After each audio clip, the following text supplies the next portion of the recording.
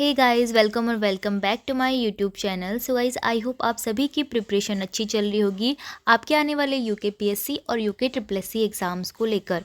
तो दोस्तों, Uttarakhand current affair 2024 की सीरीज़ में हम लोग उत्तराखंड विंसर ईयर बुक, जो कि 2024 की लेटेस्ट बुक है, इससे हम उत्तराखंड जीके और करंट अफेयर से संबंधित जितने भी फैक्ट हैं उनको एमसीक्यू के फॉर्म में सॉल्व करते हुए आ रहे हैं।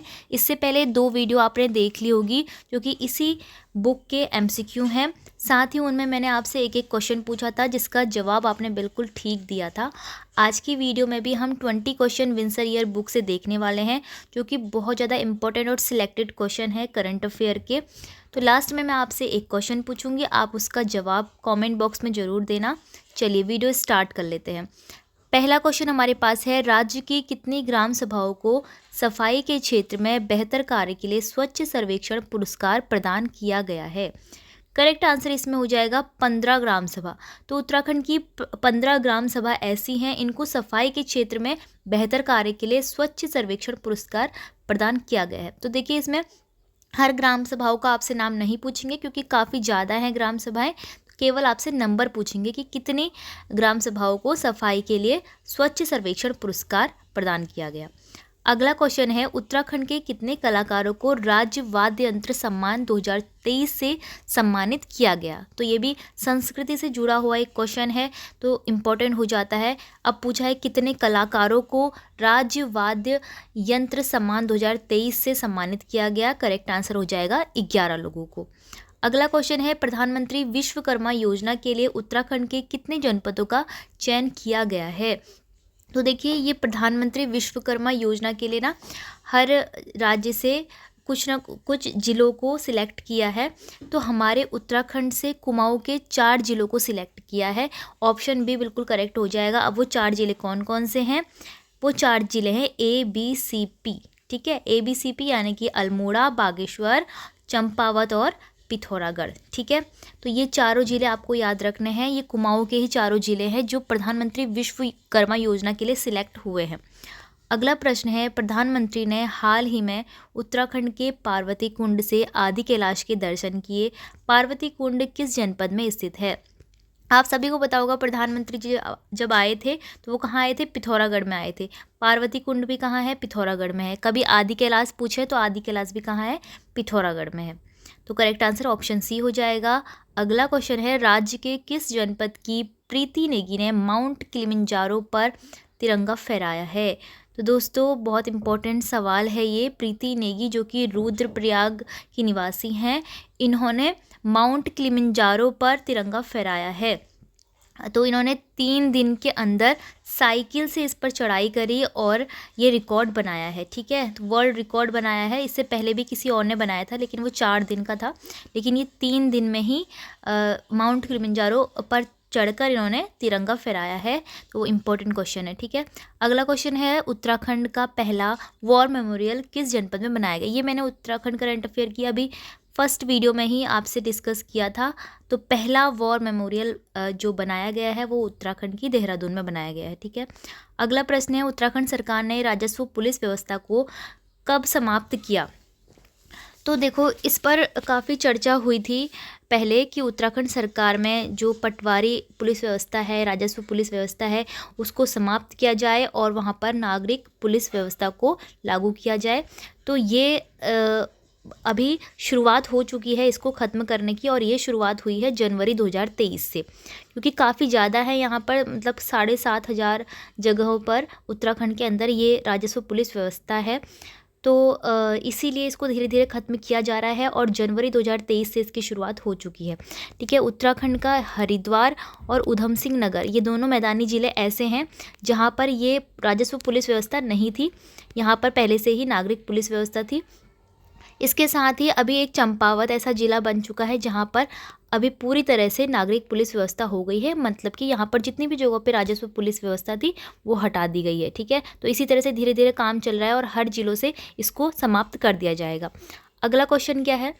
अगले में पूछा है 17 अगस्त 2023 को उत्तराखंड में बटर फेस्टिवल का आयोजन कहाँ किया गया। बटर फेस्टिवल यानी कि मक्खन की होली, इस तरह का एक मेला टाइप का फेस्टिवल वहाँ पर मनाया जाता है। तो 17 अगस्त 2023 को उत्तराखंड में ये कहाँ पर आयोजित किया गया, तो ये किया जाता है उत्तरकाशी में। उत्तरकाशी में भी प्रॉपर आपको प्लेस पता होना चाहिए, दयारा बुग्याल, ठीक है। दयारा बुग्याल पर बटर फेस्टिवल का आयोजन हर वर्ष किया जाता है। और आपसे एक ये भी क्वेश्चन बन सकता है, जो दयारा बुग्याल है इसको फेमस करने का श्रेय किसको जाता है, ठीक है। तो दयारा बुग्याल को फेमस करने का श्रेय जाता है चंद्रप्रभा ऐतवाल, ठीक है, चंद्रप्रभा ऐतवाल। तो ये माउंट एवरेस्ट ये पर्वतारोही हैं। तो पर्वतारोही होने के कारण इन्होंने उत्तरकाशी के दयारा बुग्याल को प्रसिद्ध किया है, ठीक है।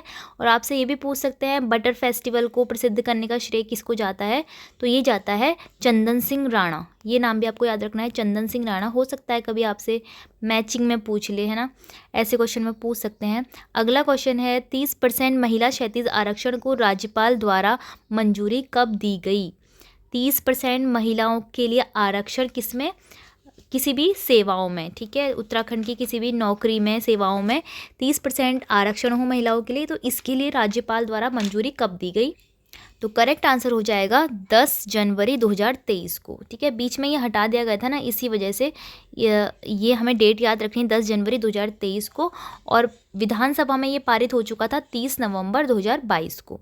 फिर उसके बाद लागू कब किया गया, 10 जनवरी 2023 को। अब अगला क्वेश्चन है उत्तराखंड के कितने स्टार्टअप को राष्ट्रीय अवार्ड से सम्मानित किया गया है। तो जितने भी नए स्टार्टअप हुए हैं उत्तराखंड में, तो कितने नंबर हैं उनके, ठीक है। तो राष्ट्रीय अवार्ड से दो स्टार्टअप को यहाँ पर सम्मानित किया गया है। अगला क्वेश्चन क्या है, राज्य के किस थाने को देश के सर्वोत्तम थानों में तृतीय स्थान प्राप्त हुआ है। देखो पूरे देश भर के थानों में सबसे अच्छे टॉप 3 थानों में हमारे उत्तराखंड का भी एक थाना आया है, जो कि तीसरे नंबर पर आया है। तो वो कौन सा है, तो करेक्ट आंसर हो जाएगा बनबसा। अब बनबसा है, जो ये बनबसा थाना है वो चंपावत जिले के अंदर आता है, ठीक है। बाकी तो आपको पता ही है, रामनगर थाना नैनीताल जिले में आता है, रायपुर थाना कहाँ आता है, देहरादून में आता है, और बनभूलपुरा थाना आता है नैनीताल जिले के ही हल्द्वानी शहर में, ठीक है। अगला क्वेश्चन है उत्तराखंड के किस जनपद में तितली महोत्सव का आयोजन किया गया, ठीक है। तितली महोत्सव का आयोजन किया जाता है टिहरी में, ठीक है। अभी ये वाला क्वेश्चन है, इसके लिए आपको एक और बात याद रखनी होगी कि ये ऐसा पहली बार हुआ है कि उत्तराखंड का कोई थाना टॉप 3 में अपनी जगह बना सका है, ठीक है, बनबसा थाना, इसलिए याद रखना। अगला क्वेश्चन है भारत सरकार की महत्वाकांक्षी अमृत सरोवर योजना लागू करने में उत्तराखंड का कौन सा स्थान रहा है। भारत सरकार की महत्वाकांक्षी अमृत सरोवर योजना लागू करने में उत्तराखंड का तीसरा स्थान रहा है, ठीक है, तीसरा स्थान। पहला स्थान उत्तर प्रदेश का रहा है। नेक्स्ट क्वेश्चन देखते हैं, क्वेश्चन नंबर 14 में पूछा है भारत उज्बेकिस्तान के मध्य संयुक्त अभ्यास डस्ट लीग 2023 का चौथा संस्करण 20 फरवरी से 5 मार्च 2023 के मध्य कहाँ आयोजित किया गया। तो इस क्वेश्चन में आपको एक आंसर मिलेगा कि जो भारत और उज्बेकिस्तान के मध्य अभ्यास होता है उसका नाम क्या है, डस्ट लीग अभ्यास, और ये चौथा संस्करण है, चौथी बार हो रहा है, ठीक है, 4th एडिशन। भारत और उज्बेकिस्तान के मध्य जो संयुक्त अभ्यास होता है उसे क्या बोलते हैं, डस्ट लीग, ठीक है। तो 2023 में इसका चौथा संस्करण हुआ, कब हुआ, फरवरी से मार्च में, है ना। तो ये कहाँ पर आयोजित किया गया पूछ रहे हैं हमसे क्वेश्चन में, तो ये किया गया पिथौरागढ़ में। अगला क्वेश्चन क्या है, किस नदी पर गस्कू और मलघाट में 2 अंतर्राष्ट्रीय झूला पुलों का उद्घाटन किया गया है। इंपॉर्टेंट क्वेश्चन है। तो देखो कौन सी नदी पर किया गया है, ये काली नदी पर किया गया है, लेकिन किन किन देशों के मध्य, क्योंकि अंतर्राष्ट्रीय बोला है तो ये भारत और नेपाल के मध्य है, ठीक है। गस्कू और मलघाट इन 2 जगहों पर काली नदी पर ये पुल बनाया जा रहा है। आपको पता ही है काली नदी जो भारत और नेपाल है उसका बॉर्डर बनाती है, काली शारदा बोलते हैं इसको। तो इसीलिए यहाँ पर 2 अंतर्राष्ट्रीय पुलों का निर्माण हो रहा है ताकि जाया जा सके, ठीक है, भारत से नेपाल के बीच में ये रास्ता बन सके पुलों द्वारा। अगला क्वेश्चन क्या है, मार्च 2023 में उत्तराखंड के कितने खिलाड़ियों को देवभूमि उत्तराखंड खेल रत्न पुरस्कार दिया गया। वेरी इंपॉर्टेंट क्वेश्चन है। मार्च 2023 में उत्तराखंड के टोटल 2 खिलाड़ियों को उत्तराखंड खेल रत्न पुरस्कार से सम्मानित किया गया और इन दोनों के नाम भी आपसे पूछ सकते हैं। काफ़ी फेमस नाम है, लक्ष्य सेन और चंदन सिंह। ठीक है, याद रखना, लक्ष्य सेन और चंदन सिंह, इन 2 लोगों को, 2 खिलाड़ियों को देवभूमि उत्तराखंड खेल रत्न पुरस्कार दिया गया। अगला क्वेश्चन है, प्रथम अंतर्राष्ट्रीय पशु चिकित्सा और आयुर्वेद संगोष्ठी का आयोजन कहाँ पर किया गया। तो करेक्ट आंसर हो जाएगा हरिद्वार में। ठीक है, हरिद्वार में पशु चिकित्सा और आयुर्वेद संगोष्ठी का आयोजन किया गया। अब अगला क्वेश्चन है, रेशम कीट बीमा योजना शुरू करने वाला उत्तराखंड देश का कौन सा राज्य है। तो ये नई योजना आई है, रेशम कीट बीमा योजना। तो इसे शुरू करने वाला उत्तराखंड देश का कौन सा स्थान रखता है। तो यह पहला ही राज्य है उत्तराखंड जहाँ पर ये योजना आई है, रेशम कीट बीमा योजना। ठीक है, याद रखना, पहला ही राज्य है, इसलिए इंपॉर्टेंट भी क्वेश्चन बन जाता है ये। अगला प्रश्न है, उत्तराखंड का पहला पर्वतीय जनपद कौन सा है जिसके सभी राजस्व गांव यानी नागरिक पुलिस क्षेत्र में शामिल किया गया है। तो ये अभी मैंने वीडियो के स्टार्टिंग में ही आपको बताया था कि उत्तराखंड में पर्वतीय राज्यों में चंपावत ऐसा राज्य है, जनपद है, जहाँ पर पूर्ण रूप से क्या हो चुका है, नागरिक पुलिस क्षेत्र में सभी थाने आ चुके हैं, यानी कि पटवारी के अंतर्गत पुलिस व्यवस्था नहीं है अब। ठीक है ना, तो नागरिक पुलिस क्षेत्र में शामिल कर दिया गया है। और अगर मैदानी में पूछें तो उधम सिंह नगर और हरिद्वार तो पहले से हैं ही। ठीक है, तो इसी तरह से धीरे धीरे सभी जनपद क्या होते रहेंगे, नागरिक पुलिस क्षेत्र में आते रहेंगे। अब अगला क्वेश्चन आप सभी के लिए, जो कि आपको मुझे कमेंट में बताना है। इस योजना का नाम है बैणी सेना प्रोजेक्ट। ठीक है, बैणी सेना प्रोजेक्ट का शुरुआत कब हुई और ये प्रोजेक्ट किससे संबंधित है, आपको बताना है। कमेंट में बताइएगा। और इस प्रोजेक्ट के बारे में आप जितना ज़्यादा से ज़्यादा जानते हैं प्लीज़ कमेंट में बताना, ताकि और बच्चों की भी हेल्प हो जाए, आपके और साथियों की भी हेल्प हो जाए। और एक दूसरे के कमेंट पढ़ के आप किसी भी योजनाओं के बारे में जान सकते हैं ना। जैसे जो भी क्वेश्चन मैं आपको देती हूँ वीडियो में, तो उससे काफ़ी इन्फॉर्मेशन मिल जाती है मुझे भी, क्योंकि बहुत सी बातें ऐसी होती है जो हम किसी चीज़ के बारे में पूर्ण रूप से नहीं जानते और दूसरा इंसान वो जानता है, तो इसलिए हेल्प हो जाती है। तो चलिए बताइएगा, बैणी सेना प्रोजेक्ट की शुरुआत कब से हुई और इसका संबंध किससे है।